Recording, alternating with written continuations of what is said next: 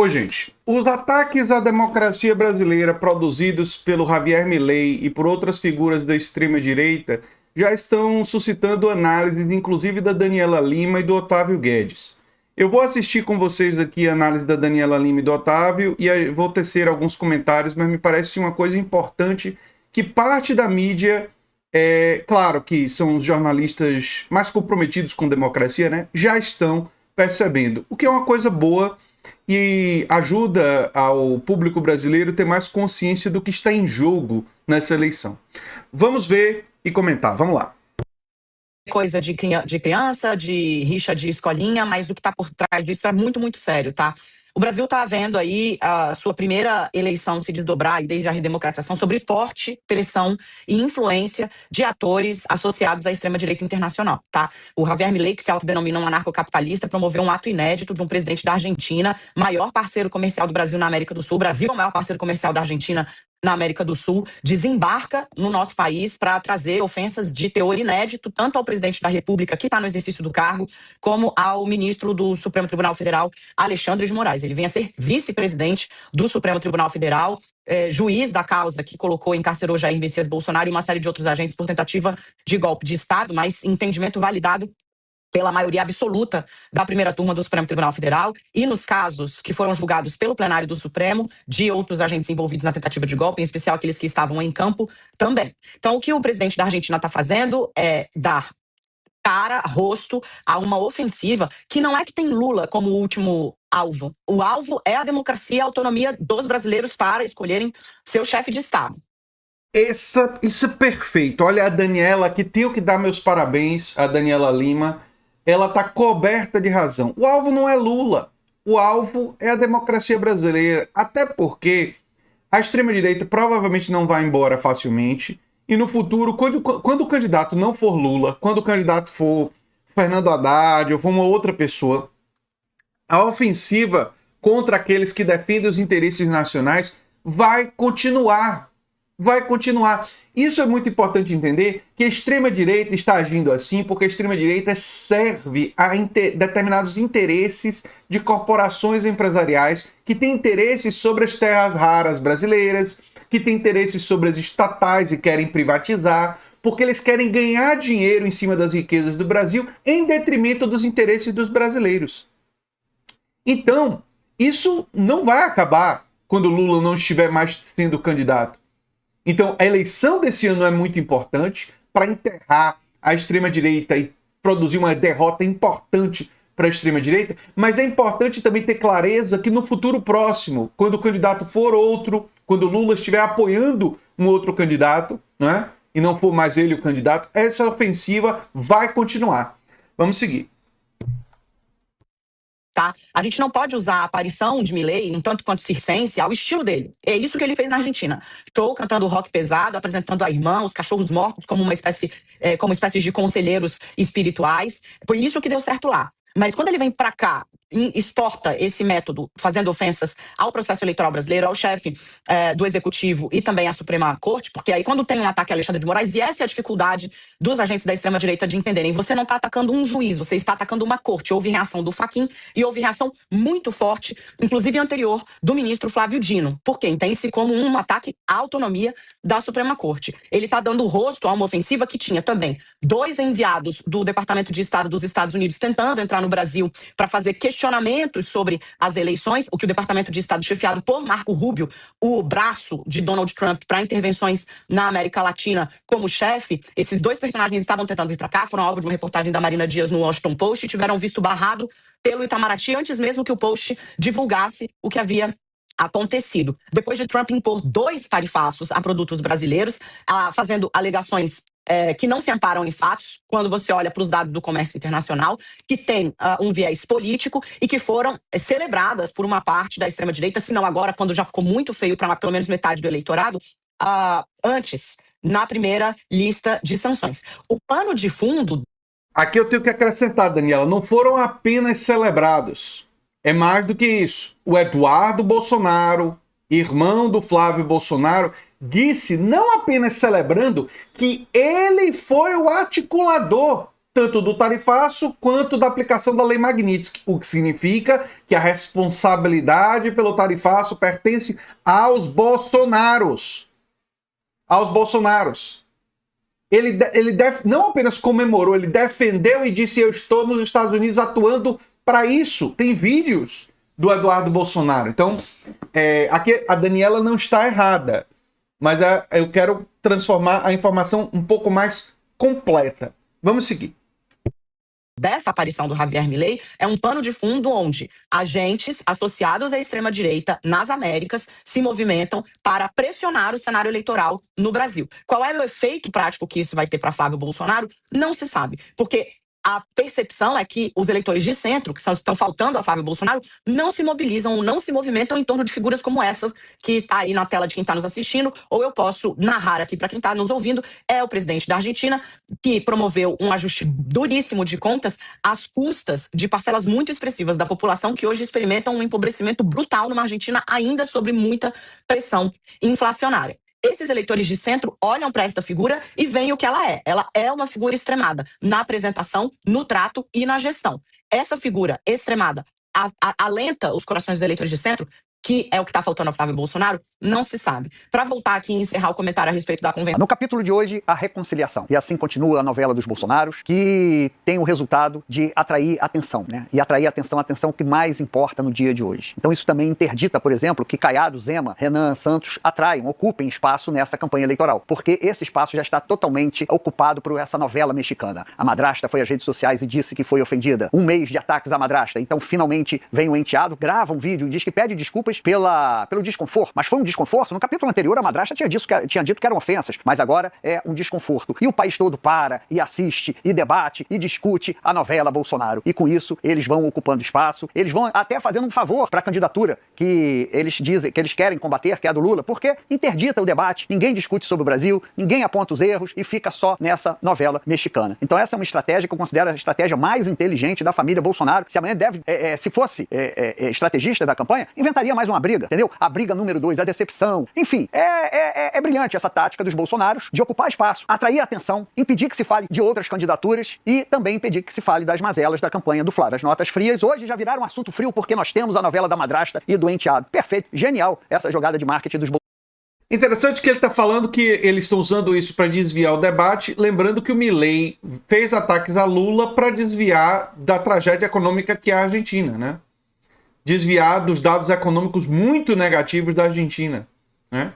A Argentina está passando por uma queda no consumo das famílias brutal. Eu fiz um vídeo sobre isso, que se vocês quiserem ver.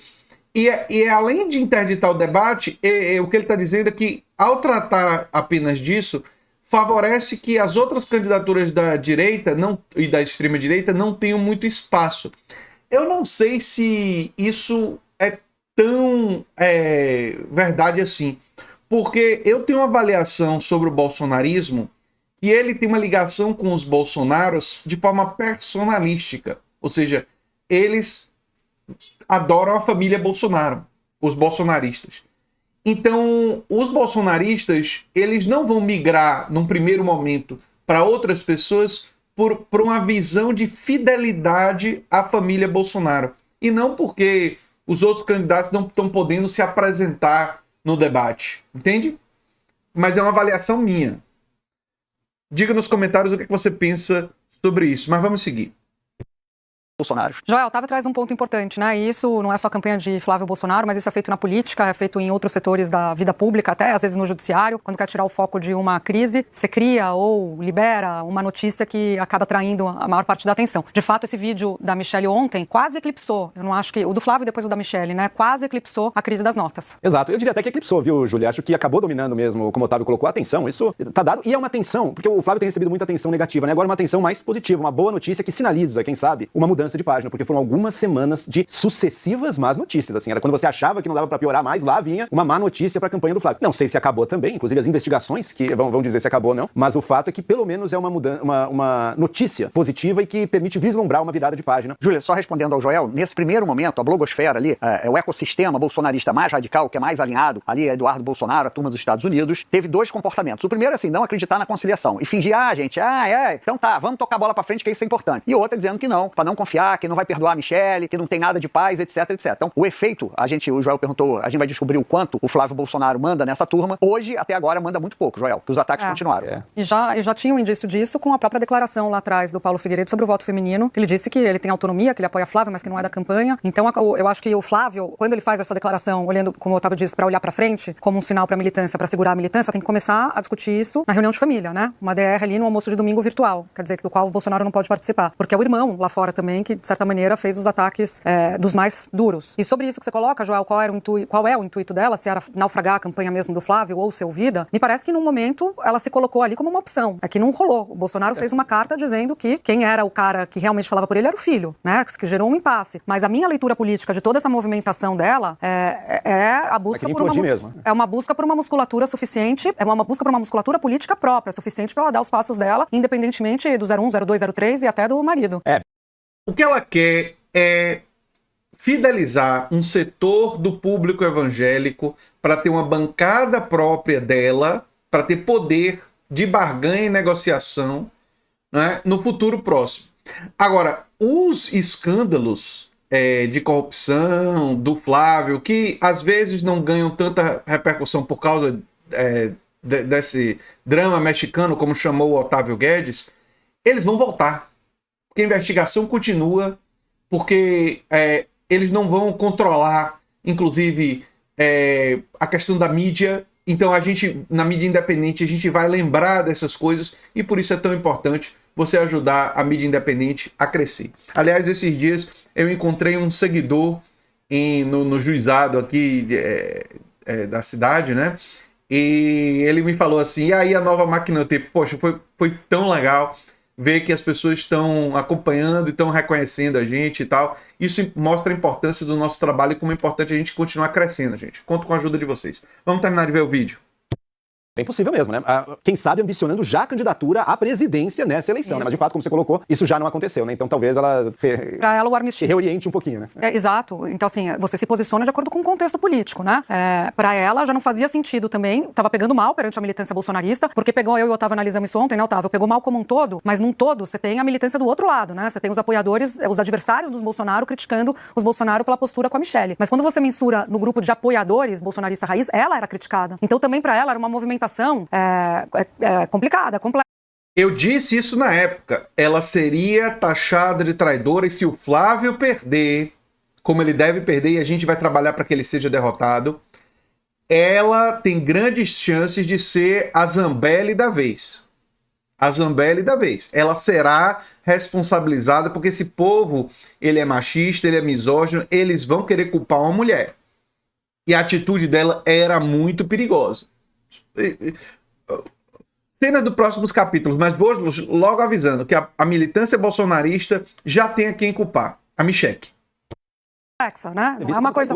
Oi? Você vista como traidora, né? Você tá na reta final, você tá indo pra campanha, você implode tudo ali do seu lado, né? Não, e ainda mais ela que faz política de uma maneira conservadora, e por mais que você tenha um público também heterogêneo, tem gente que entende a voz da mulher na política conservadora, e a Damares sempre fala sobre isso, mas tem gente que acha que a mulher não pode, nesse núcleo conservador, ter uma voz diferente da do marido em casa. Então, para ela também é algo, uma movimentação ali complexa e difícil. Nesse momento, Otávio, para todo mundo era boa paz, porque ela se movimentou, viu que não ia rolar, o mais inteligente foi recuar, pedir, ela estava numa situação mais confortável, apesar de difícil também, pedir para Flávio fazer as desculpas públicas, ele fez e ela topou. Pois é, agora para mim isso tem mais a ver com poder e dinheiro do que com imagem. Hoje, a Ana Flor até lembrou mais cedo, uma reportagem do Jornal Globo, eu tô aqui sem o nome para dar o crédito, mas jornalistas do Globo entrevistando o Valdemar, toca o telefone, a mulher do Valdemar, reclamando que a Michelle está se metendo numa nominata, é relação de candidatos em Mogi das Cruzes. E aí chama a Michelle de princesinha, a princesinha quer mandar em tudo. Ou seja, então a Michelle não é um caso do Ceará, não é um caso ali em Brasília, não. Ela está se metendo em nominata de Mogi das Cruzes. Isso é um projeto de poder. Isso, sem dúvida. Isso é um projeto de poder. E é esse projeto de poder que implodiu ali a disputa pelo controle do espólio bolsonarista. Para mim isso está muito claro. E a gente tem que ver se esse vídeo, qual é o dote que o PL vai dar para as candidaturas apoiadas pela Michelle Bolsonaro. Ela quer espaço e quer dinheiro para essas candidaturas. Então muita gente acredita que o acordo se deu com base nisso. Então para mim tem a questão da imagem, tem todas as questões, como está o Jair, etc. Mas 99,9% trata-se de uma briga por poder, dinheiro e espaço. E colocaria uma palavra. Concordo integralmente. integralmente com Otávio Guedes. É uma disputa de poder e de dinheiro. Quando ele fala espaço, é espaço das candidaturas, para ter dinheiro para elas. E o campo progressista precisa ter muita clareza de que vai ter que enfrentar esse setor reacionário ligado a setores evangélicos. Nem todo evangélico é reacionário, é de extrema direita, nós sabemos disso, tem uma parte do eleitorado evangélico que vota na esquerda, e nós temos que dialogar com todos os setores da sociedade, inclusive esse. Nisso que você está falando, Otávio, que eu acho que faz uma diferença. Eu torno um pouquinho mais preciso, é isso que você está dizendo, a perspectiva de poder. A Michelle está se movimentando agora, ela sabe o capital político que ela angariou perante as mulheres, ela sabe a dificuldade que o grupo que ela representa, os bolsonaristas ou a direita em geral, tem com o eleitorado feminino, ela sabe o que ela é. E ela tem gente do lado dela, ela tem uma equipe própria, ela tem assessores próprios que falam isso para ela o tempo todo. Ela não vai se contentar com esse capital todo entregar para quem a trata mal ou entregar para quem está com um projeto que não a contemple. Então pode ser que neste momento o projeto nacional dela de um voo maior não esteja no horizonte, embora cada vez que Flávio se enrole com uma história de master, filme, e agora tem André Mendonça tocando um inquérito que tem o objetivo de mergulhar ali no dinheiro do filme, e o André Mendonça é um aliado de Michelle, não estou dizendo que isso, estou dando contexto, não estou dizendo que isso significa um favorecimento ou não, mas dando um contexto de quem é quem na fila do pão, e ela então tá ali esperando, e guardando o capital político dela, Joel, para ela. Se vai ser usado agora, é improvável, como eu disse, mais difícil, mas pode ser usado no futuro próximo. Exato, né? Ela vai pesar bem. Será que vale a pena investir nessa campanha do Flávio? Talvez o cenário ideal para ela seja acontecer duas coisas, né? Se o Flávio ganha, ele é o líder do bolsonarismo em conteste, e o horizonte ali tá dado que ele vai ter um tamanho grande, né? Vai ser inescapável. Se ele perde, mas com ela visivelmente distante, ela pode se queimar também nessa, né? Porque ela traiu o movimento, ela não fechou junto, então ela precisa de alguma maneira, em algum nível, estar junto lealmente à escolha feita pelo Jair Bolsonaro, mas se essa escolha não der certo, o caminho para ela se abre. Podemos seguir aqui, Otávio, quer dar... Não, sim. É raro eu concordar com o Joel, mas ele está correto na avaliação política, né? Agora, o que eu tenho a dizer para vocês é que nós temos que ter clareza das nossas pautas. Desenrola Brasil, o fim do 6x1, a isenção de imposto de renda, para a gente trabalhar o eleitorado e poder não só vencer na eleição presidencial, mas vencer na disputa do Congresso, elegendo pessoas, quanto mais de esquerda, mais alinhados à classe trabalhadora, melhor. Eu sou André Teixeira Jacobino, o canal é a Nova Máquina do Tempo, e se você gosta do que a gente faz, se inscreve, dá um like, compartilha, quem sabe se torna membro ou apoiador. O Pix do canal é andretj@terra.com.br. Você pode também ganhar dinheiro divulgando nossos cursos, tem explicando como no comentário fixado. E se você gostou desse vídeo, provavelmente vai gostar do vídeo sugerido aqui no final. Tchau, tchau, gente.